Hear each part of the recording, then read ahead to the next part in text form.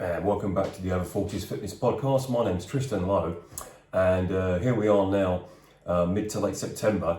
And for those of you watching on YouTube, you can see I hold in my hand an original copy of the Rocky soundtrack on vinyl from late 70s. And for those that know me as well, I'm a huge boxing fan. And at the age of 53, I've seen a lot of boxing in all different weight divisions from the golden era, in my opinion, in the mid to late 80s. Marvin Hagler, Sugar Ray Leonard, Roberto Duran, Thomas Hearns, and then right up to the later era of Larry Holmes, Mike Tyson, Evander Holyfield, Lennox Lewis, and then in the modern era, the likes of Floyyd Mayweather, Bernard Hopkins, Gennady Golovkin, Manny Pacquiao, right up to now, what we've got are Dimitry Bivol and Artur, Beterbiev, Canelo Alverez, and Terence Crawford, to name but a few. My favourite fighter of all time, let's put Muhammad Ali to the side. Let's take Muhammad Ali as a given. In the same way when people talk about their favourite basketballers, they'll mention Michael Jordan as separate, and then they've got their favourite player. In golf, they'll say Tiger Woods is separate, and then they've got their favourite current player. So for me, Muhammad Ali is separate. Okay, he's a separate entity in boxing. But my favourite all-time fighter would have to be a flip-up between prime Mike Tyson and prime Roy Jones Jr. But this guy, Rocky, was a fictional fighter, Sylvester Stallone, and he had a good 2 or 3 good movies. The rest of them were rubbish. But Rocky 1, Rocky 2 and Rocky 3 were actually pretty good films. Started to tail off in Rocky 4 onwards when they became more like MTV videos, but here we go. And the reason that my subject today is about boxing, because for those of you that live on Mars, there was a big boxing fight in England on Saturday night just gone, and that boxing fight was held at Wembley, and it was Anthony Joshua versus Daniel Dubois, held in front of, I think it was 96,000 fans at Wembley in North London. Now, as a boxing fan, I tuned into the fight. I'm not an AJ fan, I'm not a Daniel Dubois fan, I'm a boxing fan. And I've carefully watched Anthony Joshua's rise to stardom, fame and fortune from when he had his first fight at the Olympic Games, and of which I've reminded myself and other people that subscribe to the AJ mania. He actually lost the first fight in the Olympic Games in London. He lost that fight hands down. He got a fair and square beating, but of course the con was on, so to speak, to ensure that not only did he get through that fight, even though he clearly lost it, and he knows he lost it as well, and so did the media, he actually went on to fair and square, win the next few fights to eventually claim Olympic gold medal. And to claim an Olympic gold medal in the art of sport or the combat of boxing is not easily done. And it wasn't easily done for him during the Olympic Games. But history can't be unwritten. You can't uninvent it. Anthony Joshua lost the first fight he had. Not the first round, he lost the first fight. I think it was against a Latin fighter, Latin American, of which they shipped that guy off back to his home country pretty quick. I think he was out of there the next day. And it's never been mentioned again. People tend to try and sweep that under the rug. But he went on to an Olympic gold. And with that, the accolades of turning pro and becoming wealthy in a very, very short space of time. Between Anthony Joshua himself and his promoter, Eddie Hearn, they have very carefully crafted out a lucrative, financially lucrative business model or career from becoming a heavyweight world champion, which in my opinion is one of the pinnacles of sport. Now, you may have your own favourite sport, from swimming to running, cycling, I don't know, tennis, but to be the world champion in boxing is something that 99.99% of the public couldn't do and could never do, okay? This thing about if you believe it, you can do it, not so, okay? You're not built to fight, you're not built for combat sport. You could train and get fit and look good and feel good, but to step into the ring and actually face someone else whose sole purpose is to damage your brain or damage your organs or hit you so hard at certain points of the body over a given time to shut you down, to essentially get you out of there, that in itself is essentially a combat sport. Possibly the only form of combat, which is more visceral and dangerous than boxing, would be armed combat in the war, okay? But we're not talking about that. We're talking about boxing. Now, AJ, in his mid-30s, and I think he's worth something like 80, 90, even £100 million, maybe even more by now, gets paid enormous amount of money to box. Okay, fair. I think anyone should get paid an enormous amount of money to box, unless, of course, they refuse to fight and run around the ring like a lot of fighters have done. They should have their purses, at the very least, diminished. Not withheld, but diminished. But AJ's made a lot of money out of that, and so as Eddie Hearn. And all the circus act that has followed the AJ career, namely Sky Sports, Talk Sport, ITV, BBC, media companies, certain types of media channels as well on television, radio, press, and social media. And it's interesting how his career has coincided with a shift in media attention. Okay, and if it wasn't his, it would have been someone else's.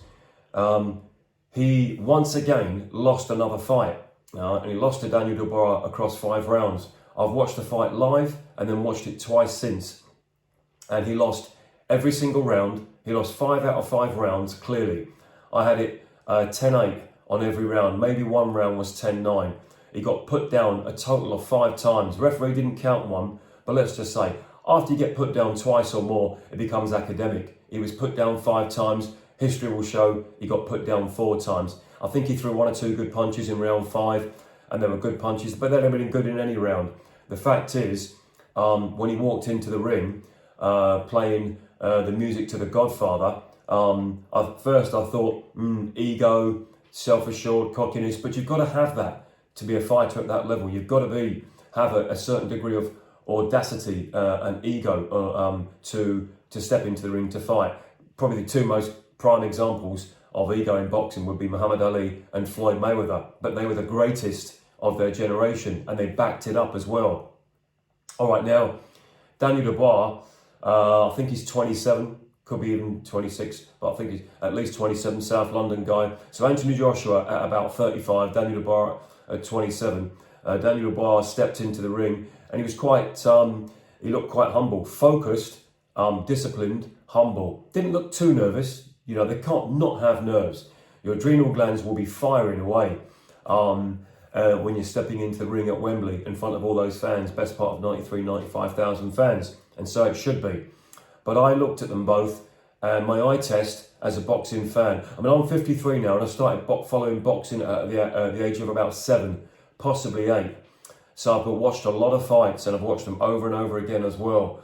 And I've actually trained with heavyweight boxers in England, only for a few days, just to see what it was like and get a feel. And these guys were big, heavy, fast, powerful, and they could have actually probably folded me up and put me in a case pretty quick. But it was interesting. I trained with them for 2 days back in 2009, and in 2 days I lost 6 pounds in body weight, and I think I needed to sleep for about a month after. But it was a good experience. I grew up in martial arts as well, between the age of 11 and 19. So I know what it's like to step in the ring in martial arts. I know what it's like to train with, not step in the ring, but just do the fitness training and the moves with boxers, especially heavyweights as well. But I've never actually stepped in the ring for boxing because it's not for me. You know, I know my limitations. And that brings me to my next point.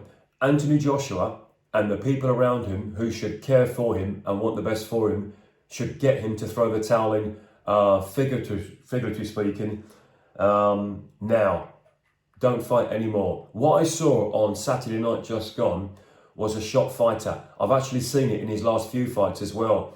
And he bashed up a mixed martial artist a few months ago, Francis Ngannou, who, granted, is a world heavyweight combat athlete, but he's a mixed martial artist. He's a cage fighter, a wrestler, you know, a cage striker. He's not a boxer. And he'd had 1 boxing fight in his life against a unfit Tyson Fury. And of course, as is normal, Anthony Joshua has made a career out of following and copying what Tyson Fury does. Let's cast our mind back years ago to Wembley when Anthony Joshua fought and defeated Vladimir Klitschko. Now, for those that are new to boxing or just AJ fans, they thought it was Anthony Joshua that dethroned the great European fighter Vladimir Klitschko. It wasn't. It was Tyson Fury. Tyson Fury had already beaten soundly Vladimir Klitschko, but of course the media didn't want Tyson Fury to go around and parade the belts and history to be known as that it was him that defeated Vladimir Klitschko, when it was. I watched it live, and so what they did, they got a shot, beaten, dethroned Vladimir Klitschko to come to Wembley to fight Anthony Joshua. And of course, Anthony Joshua, who was put down in the fight, came back and beat Klitschko fair and square. It was a very, very good fight, enjoyable fight. But he didn't dethrone him. It was Tyson Fury. And I knew from that point that the con was on. Boxing is a very, very corrupt sport. It's a very, very corrupt business, and it has been since the 30s and 40s, and it still is now. And sometimes it can become a bit more transparent now with access to information, social media and technology, the whole kind of whisper routine. But let's cast our mind back, okay? And since that fight, AJ has deliberately, between him and Eddie Hearn, handpicked, because they're handpicked. You don't pick those names out of a lottery. They don't drop out of the sky and it happens to be a boxer in the heavyweight division you can fight. They deliberately have picked fighters that they were certain Anthony Joshua could beat. Now, from a monetary or a capitalism, let's use that word, point of view, I understand that it's a business. They're in the business of making money, okay, and the product and the service they sell is AJ in the ring. Mums and daughters, the countrywide, love him, and so do the beer boys of England. And I call them the beer boys because whenever I've gone to see an AJ fight, it's always been what I consider to be your beer monsters, your alcohol lads. Some of them might be boxing fans, yeah, but for them, a lot of them, it's an evening out. It's a way to get out of the house for 2 or 3 hours and watch one of our own beat up another doorman or beat up another European scrapper. He came a cropper when he fought Andy Ruiz, an overweight, obese Mexican fighter who actually had far more slicker skills than AJ did, and he beat him fair and square in front of the crowd. The Mexican Andy Ruiz was smaller, fatter, less conditioned. What he was, though, was a better fighter. He was a better boxer, and he beat AJ fair and square. And miraculously, in the rematch, of which Andy Ruiz was paid a lot more money, and he got even fatter, even more out of shape. He went on a food binge. He turned up into the ring poorly conditioned, and he couldn't fight. Okay, now I think that fight was genuine. AJ won it just about, but for some reason the Mexicans' skills, knowledge of ring craftsmanship had evaded him. Let's just say it was a bad night at the office for Andy Ruiz. And of course, so now AJ has avenged himself and got that belt back from Andy Ruiz. And after that, he's gone on to fight a few more fighters. He's fought a couple of European fighters, a couple of C-grade American fighters, and of course from Charles Martin to Huravia. Now, I'm not an AJ hater. I think he's possibly a good guy, for want of a better word. Been a good athlete, a good guy in front of the cameras. Kids love him, mums love him, some dads love him. I don't. I'm a boxing fan, not an AJ fan. Now it makes me think as well, when AJ signed up to fight the heavyweight Ukrainian Alexander Usyk, who is the highest pinnacle of boxing. The guy has won Olympic medals, world championships. He's gone from cruiserweight up to heavyweight and achieved the belts.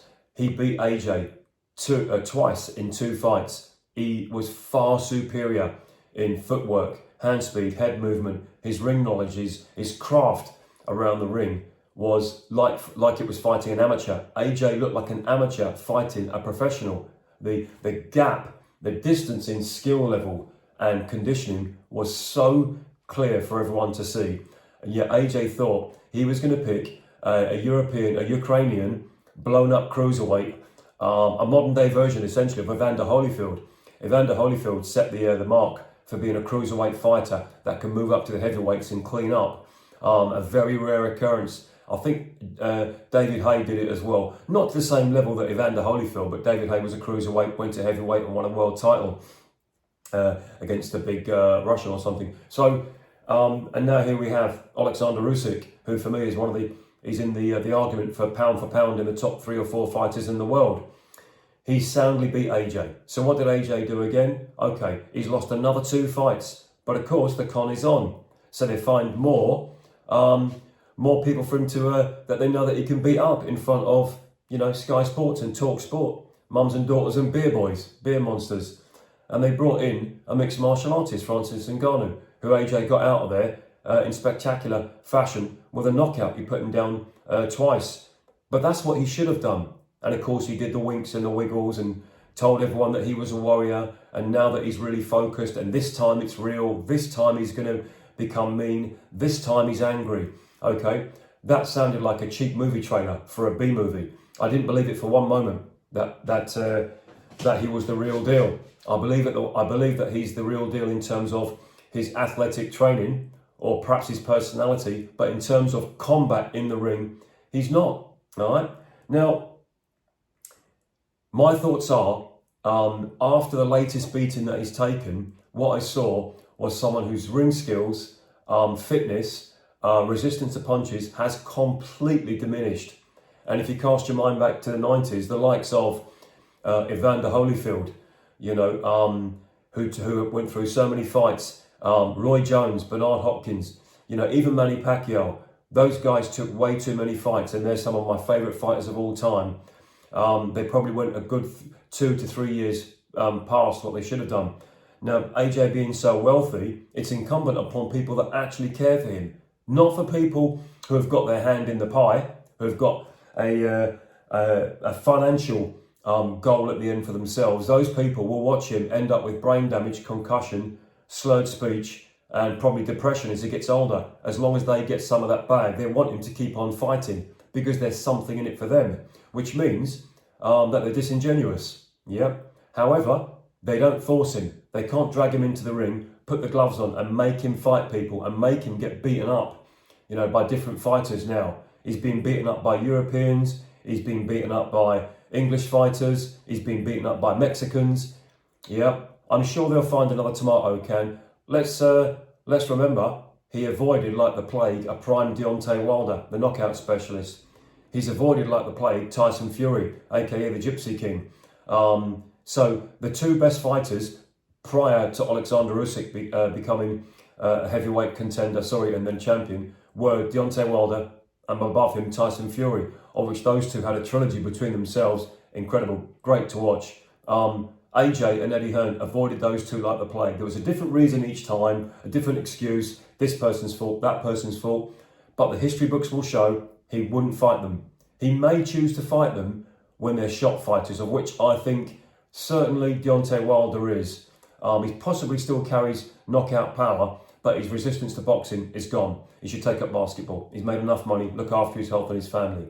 In terms of Tyson Fury was at the fight on Saturday at Wembley. He looked trim, actually. He even stood there in his clothes. He looked trim. You can see it in the face, sometimes the body. He's a big boy, and he's probably got another, 10 pounds to lose before fight day. I think it's 3rd week in December. A rematch against Alexander Usyk, of which I still think could go either way. Okay, now, what I'm going to suggest then is that the likes of pro boxers become more self-aware, because if they don't, they become less self-aware, 1 with age, and 2 with having their brains rattled by professional combat athletes. But there's always someone in their ear egging them to continue fighting because they want something from them. They don't want their health. They might say it in front of the cameras. They might not want them to be ill, injured, or end up in a mess, but they certainly want more money, and therefore the Anthony Joshua train will continue. Congratulations to Daniel Dubois, a legit champion, although he was given the IBF belt by the IBF, who stripped it from Alexander Usyk. That's boxing politics for you. But technically now, I can say that Daniel Dubois is in the top 3 heavyweights in the world after Alexander Usyk, Tyson Fury, whichever way you see those 2, and Daniel Dubois. You could throw in Deontay Wilder after that. You could throw in AJ in the ring simply because they're big and heavy, experienced fighters. But generally, Anthony Joshua, if he was a friend of mine and I had nothing in it apart from his health and well-being on mind, I'd say to him, stop. Stop while you've got some dignity. Stop while you've got your health. Stop fighting in the ring. Continue training if you want to keep fit and healthy. Become a boxing coach or go into commentary, and avoid certain people in the media as well. A lot of people, men and some women, have latched onto that guy. Even ex-fighters who should know better have championed him, and I've always thought they like him. It's not the boxing, the art they like. Even if they used to be a fighter, they are AJ fans. They're not boxing fans. And with that, he has actually become a victim for this travelling circus that has moved around him, much like, I would say, possibly Rory McIlroy in golf. You know, one of the greatest golfers in the modern era. I'm not saying he should retire. He plays golf. He can play golf in his 70s. But clearly he's not what he once was. But a lot of people latched onto Rory McIlroy in the media and promotion and marketing, you know, and they still do. But again, I've actually seen Rory McIlroy in the flesh, and he's a good athlete and an incredibly gifted, talented golfer. But that's for another conversation. So that's it. I take my hat off to boxers. I would not want to step in the ring and do that. Equally, a professional fighter should have people around him, not just a doctor, not just their wives, not just their brothers, sisters, uncles, cousins, kids. You know, their trainers and their promoters should say, right, we've made enough money out of you, step away, because we like you, we love you, we want the best for you. All right, that's it. That's reality. This was fiction, okay? Rocky didn't know when to stop. He was still fighting 1,000 years later. I thought we were going to see Rocky fighting the Wolfman or Frankenstein, but Sylvester Stallone knew when to stop making Rocky films. I think Rocky Balboa was quite an interesting film because he put actual real fighters from Antonio Tarver in it, and I think Tony Bellew was in it as well, and of course real commentators. But Rocky 1, 2 and 3, fantastic. They knew when to they must know now when to stop, in which case that's it. My name's Tristan Lowe. The podcast is the Over 40s Fitness with Tristan Lowe, of which AJ will be one day. Congratulations to Daniel Dubois. All right, you can find me on YouTube, Spotify, Amazon or Apple Podcasts. Thanks for watching, and we'll be in touch on the next video. Bye for now.